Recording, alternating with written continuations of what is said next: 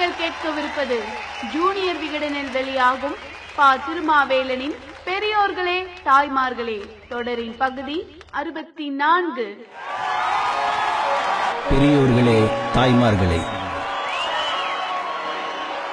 காமராஜர் ஆட்சியை அமைப்போம் என்ற முழக்கத்தை கந்தசஷ்டி கவசம் போல தமிழ்நாடு காங்கிரஸ் தலைவர்கள் அவ்வப்போது முணுமுணுப்பார்கள். சில நேரங்களில் அடுத்தவர் காதுக்கு கேட்பது மாதிரியும் பல நேரங்களில் கேட்காதது மாதிரியும் அவர்கள் சொல்லிக் கொள்வார்கள். காமராஜர் ஆட்சி என்பது 52 ஆண்டுகளுக்கு முன் தமிழ்நாட்டில் இருந்தது. அரை நூற்றாண்டுகள் கடந்தும், அதாவது 3 தலைமுறை கடந்த பின்னும் ஒரு மனிதனின் ஆட்சி சிறப்புக்குரியதாக போற்றப்படுகிறது என்றால் அதற்கு என்ன காரணம்? நாம் இன்று அவரை பெருந்தலைவர் என்கிறோம், கர்ம வீரர் என்கிறோம். அவர் தன்னை அப்படி சொல்லிக் கொள்ளவும் இல்லை, நினைத்துக் கொள்ளவும் இல்லை. எல்லோரும் மந்திரி, நான் பெரிய மந்திரி, அவ்வளவுதான் என்றார். தன் மனதுக்கு எது சரி என்று பட்டதோ அதை செய்ய நினைத்தார், செய்து முடித்தார். அதற்கு விதிமுறையா, சட்டதிட்டமா, அதிகாரிகளா, யார் தடையாக இருந்தாலும் தகர்த்தார். முந்தைய 30 ஆண்டு காலம் மூளை முடுக்கெல்லாம் பேருந்தில், லாரியில், மாட்டு வண்டியில், சைக்கிளில் நடந்தும் அலைந்தும் தமிழ்நாட்டின் நீல அகலங்களை தனது கண்ணால் பார்த்து இதயத்தால் நுகர்ந்து எண்ணக்கூட்டில் அடைத்து வைத்திருந்த அத்தனை இயக்கங்களையும் எவன் எதிர்த்தாலும் செய்து முடிக்கும் தெம்பும் திராணியும் காமராஜருக்கு இருந்தது. அதனால் தான் காமராஜர் ஆட்சியில் என்ன நடந்தது என்றே தெரியாதவர்கள் கூட காமராஜர் ஆட்சி நல்லாட்சி என்று தீர்ப்பு எழுதி கொண்டிருக்கிறார்கள். ஒரு காரியத்தை செய்ய சொல்கிறார் காமராஜர். ஜிஓ இடம் தராது என்கிறார் அதிகாரி. ஜிஓ என்றால் என்ன என்று கேட்டார் முதல்வர். ஜிஓனா கவர்மெண்ட் ஆர்டர் என்றார் அதிகாரி.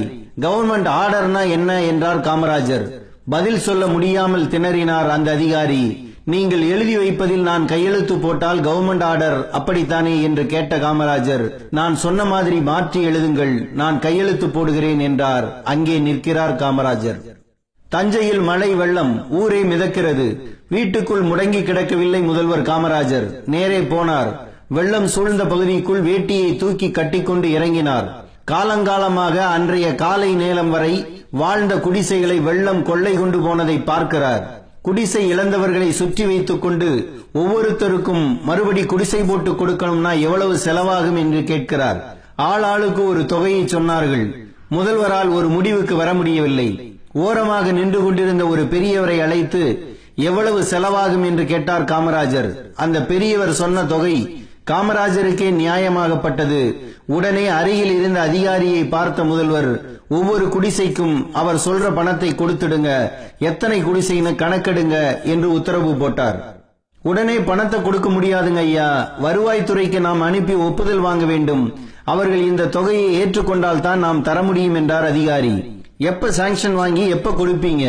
வீடே இல்லாம ரோட்ல நிக்கிறவனுக்கு பணத்தை கொடுத்து குடிசை போட வையுங்க, அப்புறம் சாங்ஷன் வாங்கிக்கோங்க. உடனடியா கொடுக்கிறதுக்கு பேர் தான் நிவாரணம் என்றார்.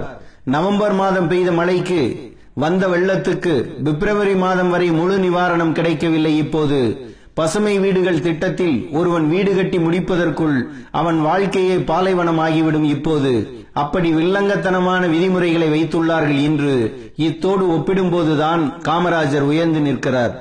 பிற்காலத்தில் சென்னை பல்கலைக்கழக துணைவேந்தராக இருந்த கல்வியாளர் நேத்து சுந்தரவடிவேலுதான் காமராஜர் முதல்வராக இருந்தபோது கல்வித்துறை செயலாளராக இருந்தார்.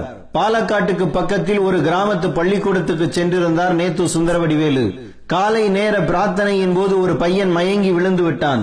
காலையில் அவன் சாப்பிடாமல் வந்ததுதான் காரணம் என்று நேத்து தெரிந்து கொண்டார்.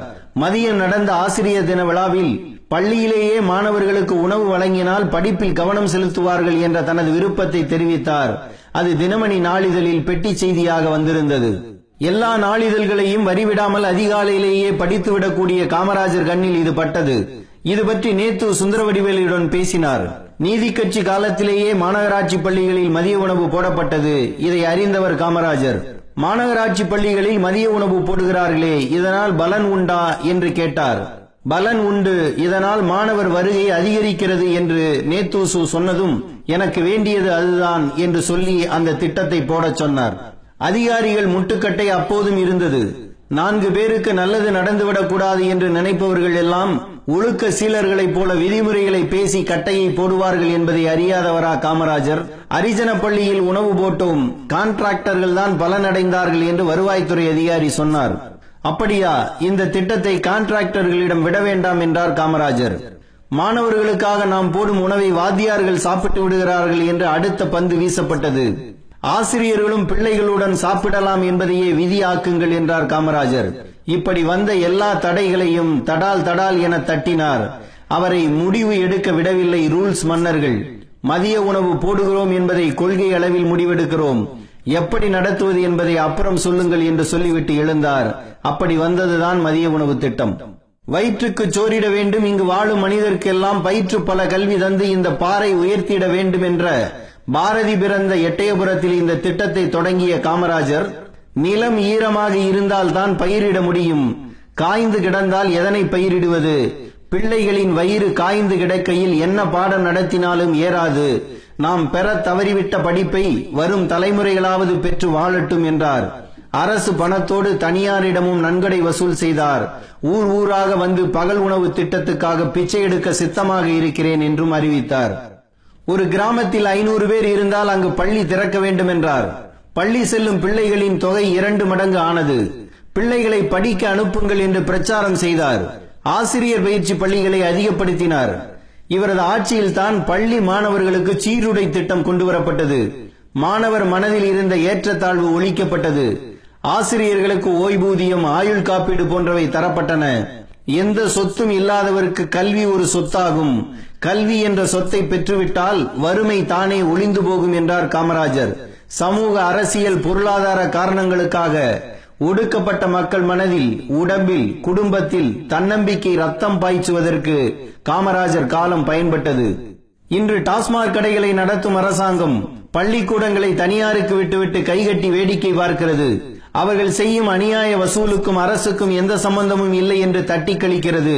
இதையெல்லாம் பார்க்கும்போதுதான் காமராஜரை உச்சியில் கொண்டு போய் உட்கார வைக்க வேண்டியுள்ளது. நாட்டை ஆள்வது நான் அல்ல, எனக்கு ஓட்டு போட்ட மக்கள்தான் இந்த நாட்டை ஆள்கிறார்கள். ஒரே ஒரு நாள், ஒரு சீட்டில் குத்தும் ஒரு முத்திரை அடுத்த 5 ஆண்டுகளுக்கு நான் ஆள்வதற்கு அதிகாரம் வழங்குகிறது என்றால் அந்த முத்திரைக்கு எவ்வளவு மதிப்பும் மரியாதையும் இருக்கிறது பாருங்கள். எனவே மக்கள்தான் எஜமானர்கள் என்று சொன்ன காமராஜர் அந்த எஜமானர்களுக்கு சேவகம் செய்வதை தெய்வீக கடமையாக நினைத்தார். அதனால் தான் மனித தெய்வமாக போற்றப்படுகிறார்.